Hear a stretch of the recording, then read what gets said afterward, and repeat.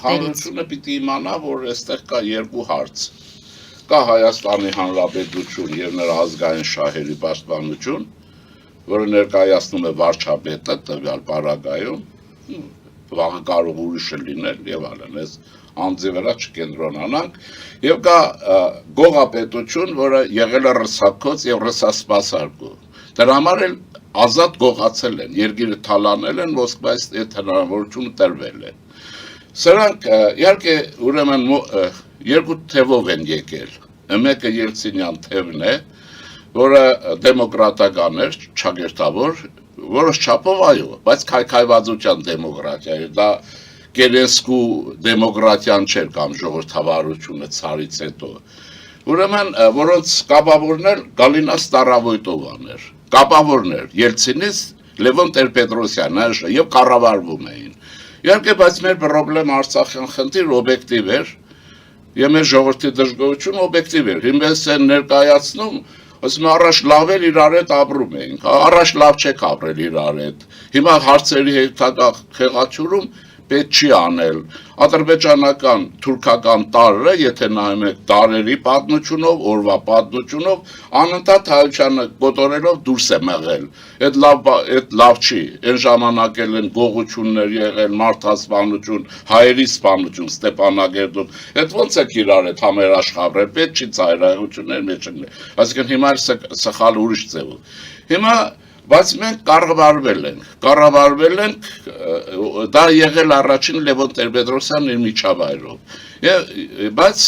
հայության մեջ դա հասկանալի է եղել չագերտավոր, որտեղ հայությունն ունեցել է իր գիտակցության մեջ հիմնական զանգվածով ռուսական կողմնորոշում, օքեյ են դա եղել, եթե Ելցինն է օգնում, հետո բարձվեց Գրաչովը, Վազգեն Սարգսյանի մտերիմ ընկերն է, հետո ես հիմա պարզել եմ, որ ավելի մտերիմ եղել Ադրբեջանի նույն օրերի պաշտպանության նախարարի հետ, այսինքն ռուս ընկեր չունի, հայեր ընկեր են, եւ կողմնորոշում են, Ռուսաստանը չունի հայկական կողմնորոշում, հայերն ունեն ռուսական կողմնորոշում, աղետ է, այստեղից էլ քթի ֆրբռներով վռզում են։ Եվ եկել է այն օրը,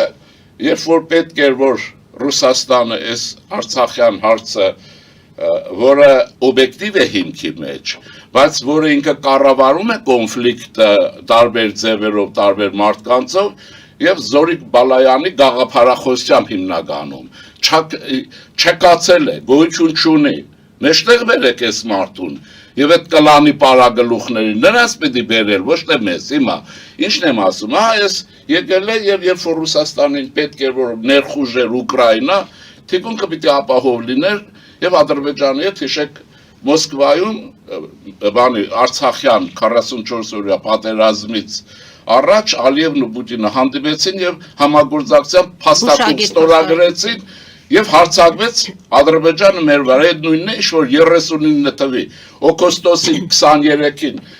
ուրեմն Ռիբենտրոպը եւ Մոլոտովը պայմանագիր կնքեցին Լեհաստանի վրա, Հիտլերը հարձակվեց ամսի 1-ին։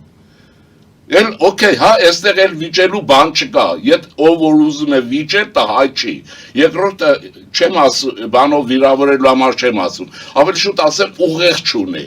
կամ մեր շահերը չի հասկանում, չի պաշտպանում։ Հիմա այս բանի մեջ եղել են բաներ, բարձ է որ եւ հիմա մենք պետք է իմանանք ինչն է հարցը, երբ է Արցախյան հարց առաջացել։ Արցախի հարցը առաջացել է 1920 թվականի մայիսին։ Երբ որ հայ բոլշևիկները, երբ որ Հայաստանի կառավարությունը որոշել էր Արցախել բանակ մտցնել, մեր հանրապետական բանակ, եւ այդ հարցը գոյություն չուներ, որտեղ խնդիր չկար։ Բայց հայ բոլշևիկները, անուններն ասեն Մուսայելյան, Ղարիբջանյան եւ այլն, ապստամբվեցին Մոսկվայի թելադրանքով եւ կառավարությունը այն զորաբանակը, որ նախատեսել էր Արցախը միավորի Հայաստանի Հանրապետության հետ, երբ Ադրբեջանը ըստ էության գոյություն չուներ այդ տարածքներում, հարցը փակի։ Բայց ինչ եղավ, այն զորաբանակը, որը պիտի այդ հարցը լուծեր, Մոսկվայի հրամանով ընկավ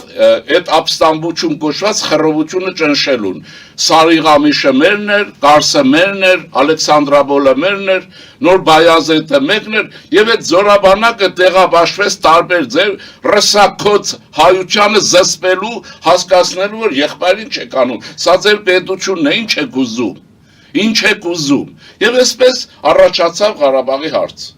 Վիճելի հարց տարավ, 23 թվին գիտեք կավյուրոն որոշեց, արդար ձևով լուծեց, բայց հետո Նազարեթյան մի հատ այսօրվա այս Ղարաբաղյան կլանի այս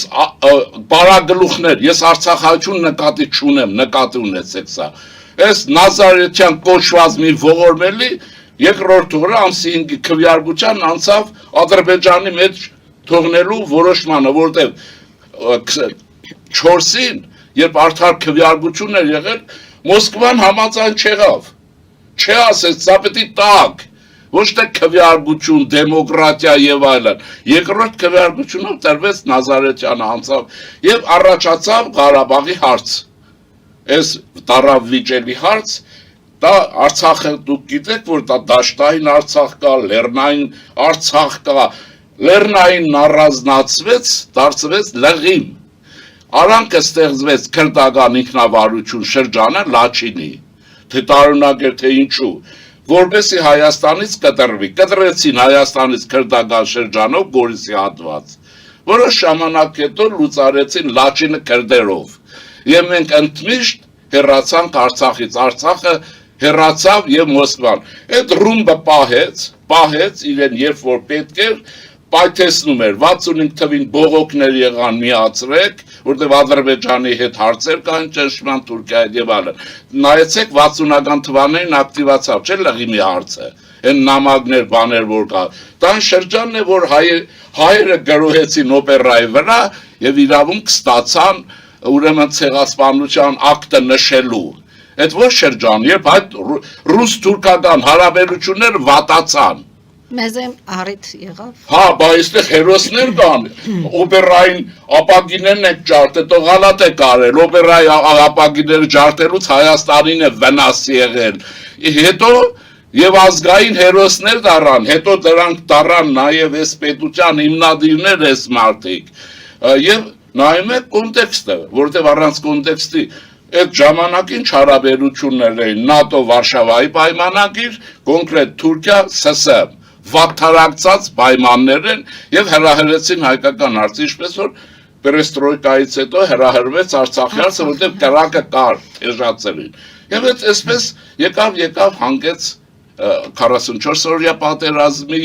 հանգեց դեղահանության եւ էթնիկական զդման։ Եվ այստեղից են թեզիսը, որ հաջորդի